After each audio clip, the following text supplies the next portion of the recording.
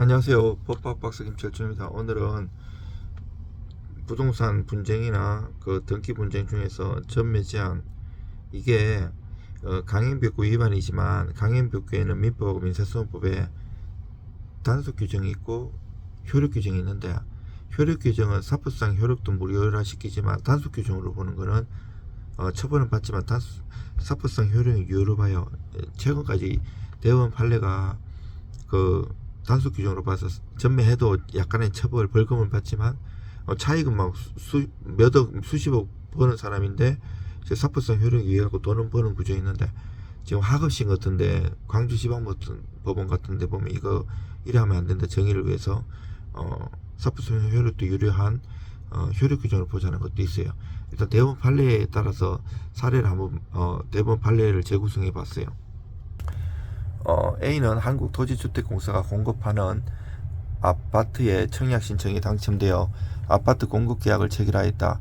위 아파트는 주택법령에 의해 입주자로 당첨된 날로부터 위 아파트의 소유권 이전 등기를 신청할 수 있는 날, 사업주체가 입주 예정자에게 통보한 당해 주택의 입주 가능일 이후 60일까지 전매가 제한된다. A는 전매 제한 기간 내에 B에게 아파트 수분양자 지위를 전매하였다. 위의 아파트 공급 계약서에는 기타 주택부 위반 행위를 약정 해제 사유로 정하고 있다. 해제가 이제 법정 해제, 약정 해제, 뭐 일방 해제, 쌍방의 여러 가지 개념과 스탠다드에 따라 다른데 그것도 제가 강의를 해놨습니다. 자, 여기 보면 첫 번째 질문이 전매 제한 기간이 경과한 현재까지 LH는 전매 제한 기간의 위반을 이유로 A와 사이 분양 계약을 해지하거나 주택법에 의한 환수 조치를 취하지 아니하였다. 이때 B는 A와 또는 A를 대의하여 LH를 상대로 위 아파트에 관한 소유권 이전 등기 절차를 구할 수 있는가? 가능합니다. 전매 제한 규정은 강행 규정에 해당했지만 효력 규정이 아니고 단속 규정으로 보기 때문입니다. 다만 최근 하급심에서 효력 규정으로 봐서 사법성 계약도 무효라는 판결도 나오고 있습니다. 전매 제한 규정의 법적 성질, 강행 규정에 해당하나 그 위반의 효과를 곧바로 사법성 무효로 연결시키는 효력 규정이 아니라 단속 규정으로 봅니다. 대법원 판례가. 전매 제한 기간 경과와 LH 조치 부존재. A의 수분양자 지위는 그대로 존속하고 B의 수분양자 지위 양수도 효력 역시 유지됩니다. 자, 2번 두 번째 질문은요. LH는 전매 제한 기간이 경과한 뒤에도 주택법에 정한 주택 환수 조치를 할 수 있는가? 있다면 그 방법은 이것도 가능합니다.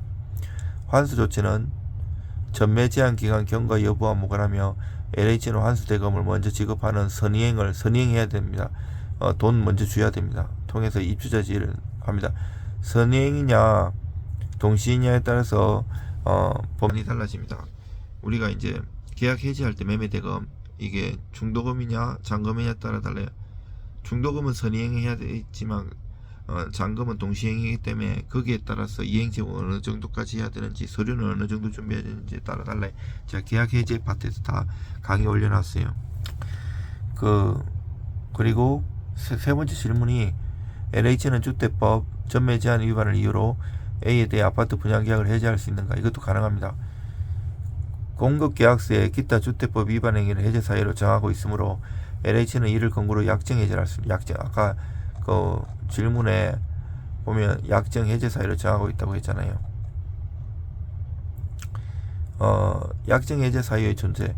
분양계약서의 주택법 위반을 해제 사유로 명시한 이상 이는 법정 해제와는 별도의 독립한 약정 해제 사유가 됩니다. 전매 제한 위반의 성질.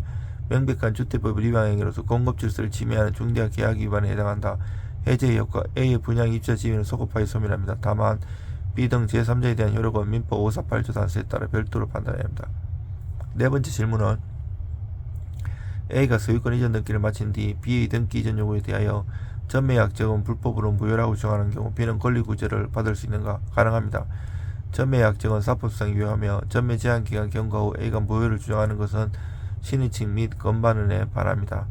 그리고 다섯 번째, A와 B는 주택법 위반죄로 처벌 가능한가? A는 처벌 가능하나 B는 원칙적으로 처벌되지 않습니다.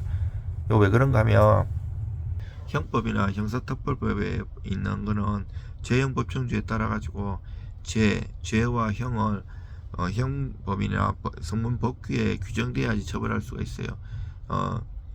특별법마다 다 달라요. 그래서 이 법에서는 주택부의 관련해서는 A만 처벌하게 돼 있어요. 이 재형법정주의 때문에 그런데 B도 잠탈이나 이렇게 적극 가담한 경우는 처벌될 수 있기 때문에 조심하셔야 돼요. 재형법정주의 엄격 개선 원칙. 형벌법규는 재형법정주의 규정하고 있고요. 전매행위를 한 A는 처벌 대상이 되나 양수인에 불과한 B는 물형상 전매한지에 해당하지 않으므로 처벌되지 않지만 다만 입주자 저축증서 이게 통장이잖아요. 매매 등 별도의 구성용이 충족되는 경우는 양수인도 처벌될 수 있어요. 그리고 내가 저기 자료나 이런 거 보면 전매 제한의 문제라든지 주택법 제가 그 30분 강의 안에 다 들어있어요. 복등기 이게 실무에서 하는 건데 우리가 그 중복등기하고 달라요. 중복등기는 선등기 유효, 후등기 폐지인데 이 그거하고 달라요. 같이 동시에 들어간 거고 처벌된다는 규정 많이 있어요. 여러분들 돈은 합법적으로 정당해 버려야지 범죄를 통해서 하면 반드시 처벌되게 돼 있습니다. 좋은 하루 되십시오.